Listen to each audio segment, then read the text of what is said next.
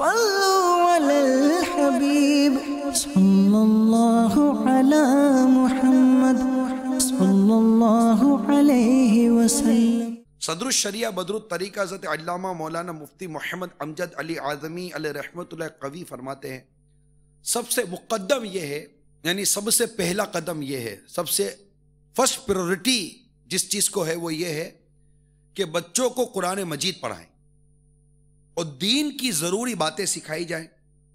روزہ، نماز اور طہارت اور بیع، اجارہ یعنی خرید و فروخت، اجرت وغیرہ کے لین دین اور دیگر معاملات کے مسائل جن کی روزمرہ حاجت پڑتی ہے اور ناواقفی سے خلاف شرع عمل کرنے کے جرم میں مبتلا ہوتے ہیں، ان کی تعلیم ہو۔ بنیادی تعلیم یہ ہے۔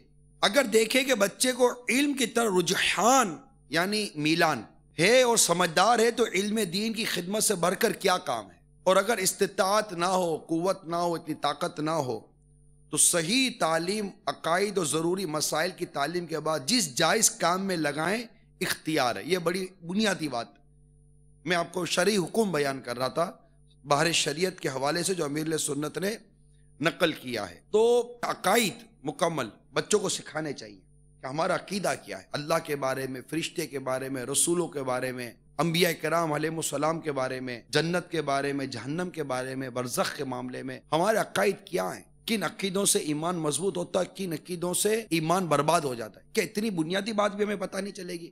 اتنی بنیادی بات عقیدے کا علم، اور یہ عقیدے کی اہمیت ہے۔ اس میں عبادت سے پہلے عقیدہ ہے، یعنی علم کے جو 4 باب ہیں، عقائد، عبادات، معاملات اور اخلاقیات، سب سے پہلے عقائد ہے۔ ہم نے کلمہ پڑھا نا، لا الہ الا اللہ محمد رسول اللہ صلی اللہ تعالی علیہ وسلم، کہ اللہ کے سوا کوئی عبادت کے لائق نہیں۔ یہ کیا ہے؟ ہمارا عقیدہ ہے۔ یہ کیا عقیدہ ہمارا؟ اللہ وحدہ لا شریک ہے، اس کے سوا کوئی عبادت کے لائق نہیں، اور محمد صلی اللہ تعالی وسلم اللہ کے رسول ہے۔ جب یہ ہم نے عقیدہ رکھا، ایمان لائے، اب اسلام کی تعلیمات ہماری طرف بڑھی کہ اب نماز پڑھو۔ جس کا عقیدہ ہے، جو ایمان ہی نہیں لائے اس کے بعد نماز ہی فرض نہیں ہے۔ نماز تو فرض ہے ہی مسلمان کے اوپر، اور مسلمان ہوتا کب ہے؟ جب یہ کلمہ پڑھے اور اللہ وحدہ لا شریک پر ایمان لائے اور اس کے پیارے حبیب لبیب صلی اللہ تعالیٰ علیہ وسلم پر ایمان لائے۔ پھر ایمان مفصل، ایمان مجمل، یہ سب آپ سنتے رہتے ہیں۔ اللہ پر ایمان لانا، فرشتوں پر ایمان لانا، کتابوں پر ایمان لانا، قیامت پر ایمان لانا، اس ایمان کی تفصیل کیا ہے؟ اس کا علم لازمی ہے۔ اگر ہمیں تفصیل ہی نہیں پتہ ہوگی تو ہم تو کیا سوچ رہے ہوں گے کہ یہ ہوگا، یہ ہوگا، یہ ہوگا، یہ ہوگا۔ آج کئی ایسے بے باک فرشتوں کی شان میں توہین کرتے ہیں لطیفے کے نام پر، کیونکہ ان کو پتہ ہی نہیں کہ فرشتوں کے بارے میں ایمان کیسا ہونا چاہیے۔ آج کیسے ہی بے باک جنت کے معاملے میں توہین کرتے ہیں، ان کو پتہ ہی نہیں کہ جنت کے بارے میں عقیدہ کیا ہونا چاہیے۔ آج کیسے ہی بے باک مسخرے قسم کے لوگ ہنسانے کے لیے جہنم کا استخفاف کرتے ہیں، عذاب کا استخفاف کرتے ہیں کہ ٹھیک ہے تم کو سگریٹ جلانے کے لیے تو ہمارے پاس جہنم میں ہی آنا پڑے گا نا۔ ایسے لطیفے آپ نے بھی سنے ہوں گے نا کہ جہنم میں آنا پڑے گا نا، یعنی خود کو وہ جہنم میں رکھنے کے لیے تیار ہے، اور جہنم کے عذاب کا، سخت عذاب کا استخفاف کر اس کو ہلکا جانتا ہے۔ یہ کس قدر کفر والی بات ہے، یہ جانتا ہی نہیں ہوگا۔ تو جہنم کے بارے میں عقیدہ کیا ہونا چاہیے؟ میں نے تو 2-4 جھلکی آپ کو بیان کی۔ فرشتوں کے بارے میں عقیدہ کیا ہونا چاہیے؟ اللہ وحدہ لا شریک کی وحدانیت، اس کی ربوبیت کے بارے میں عقائد کیا ہونے چاہیے؟ اللہ عز و جل کی ذات و صفات کے بارے میں مسلمان کا عقیدہ کیا ہونا چاہیے؟ رسول اکرم صلی اللہ تعالی علیہ وسلم کی شان عظمت میں مسلمان کا عقیدہ کیا ہونا چاہیے؟ وہ کون سا کلمہ ہے کہ وہ نبی آخری زمان صلی اللہ تعالی وسلم کی بارگاہ میں یا ان کی شان میں بیان ہو گیا اور ایسا کلمہ نکل گیا جس سے میرا ایمان برباد ہو جائے؟ دیگر انبیاء کرام علیہ السلام کے لیے کیا عقیدہ ہونا چاہیے؟ قرآن پاک اور دیگر جو آسمانی کتب نازل ہوئی تھی دیگر رسولوں پر، اس کے بارے میں مسلمان کا کیا عقیدہ ہونا چاہیے؟ ان کی ساری تفسیر ہمیں نہیں آنی چاہیے؟ کون سکھائے گا؟ یہ عقیدے کی بات کر رہا ہوں، جس کا سیکھنا مسلمان پر فرض ہے۔ ایسا نہیں ہے کہ یہ کام چل جائے گا۔ یہ تو بنیادی عقائد ہے، جسے حرام اور حلال کی تمیز ہوگی، اور بندہ یہ تو جانے کہ کون سا کلمہ مجھے کفر کے گار میں گرا دے گا۔ میں کیا بولوں گا معاذ اللہ، ایسا کیا منہ سے میں بک دوں جسے معاذ اللہ میں ایمان سے ہاتھ دھو بیٹھو۔ موت، میت، تکلیف، مصیبت، پریشانی، بیماری، آگ لگ جانا، کچھ ہی قسم کا مطلب کہ کوئی افتاد آ جانا، آدمی بکتا نہیں بکتا، اللہ کی شان میں بکتا نہیں بکتا۔ اللہ کو مجھ پر رحم نہ آیا، ایسا کلمہ بکتا کہ نہیں بکتا؟ ارے اللہ سے بڑھ کر رحم کرنے والا ہے کون؟ کہیں اللہ کو محتاج ثابت کرتا ہے، کہیں اللہ کو بے رحم ثابت کرتا ہے، کہیں گانے بولتا ہے، ملتا خدا تو پوچھتا یہ ظلم تو نے کیوں کیا۔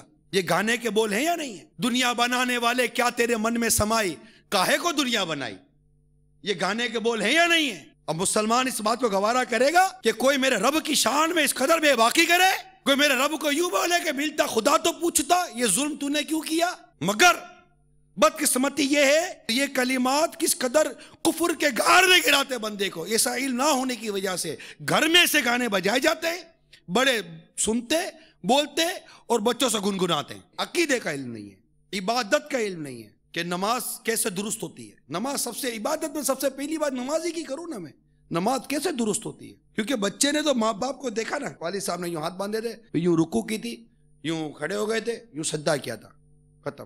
اس میں غسل کیسے ہوتا ہے، وضو کیسے ہوتا ہے، قرات کیسے ہوتی ہے، واجبات کیا ہیں، والد صاحب نے بھی کبھی واجبات صحیح ادا کیے یا نہیں کہ بچے کو کیا پتا، وہ تو دیکھ رہا تھا یہ جو ہو رہا ہے وہ اس نے کر لی۔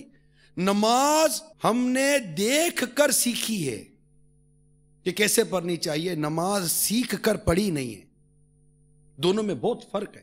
جو صرف مشین دیکھ کر چلانا سیکھتا ہے نا وہ غلطیاں مارتا ہے، اس کو پتہ ہونا چاہیے کہ مشین چلائی کیسے جاتی ہے۔ اسی طرح روزے کا، زکوٰۃ کا، حج کا، جیسے جیسے عبادت فرض ہوتی چلی جائیں گی اس کو سیکھنا فرض ہے۔ اخلاقیات، معاملات تفصیل ہے۔ میں نے تو ایک چھوٹی سی جھلک آپ سب کو عرض کی ہے کہ یہ بنیادی علوم ہے، اب یہ علوم ہی نہیں آتے اور ہم پڑھے بڑی بڑی کتابیں پڑھنے کے لیے، بڑی بڑی ڈگریاں لینے کے لیے۔ خدا کے بندو عقیدے کا علم تو سیکھو، مسلمان کے اوپر جو علم سیکھنا فرض ہے وہ تو سیکھو۔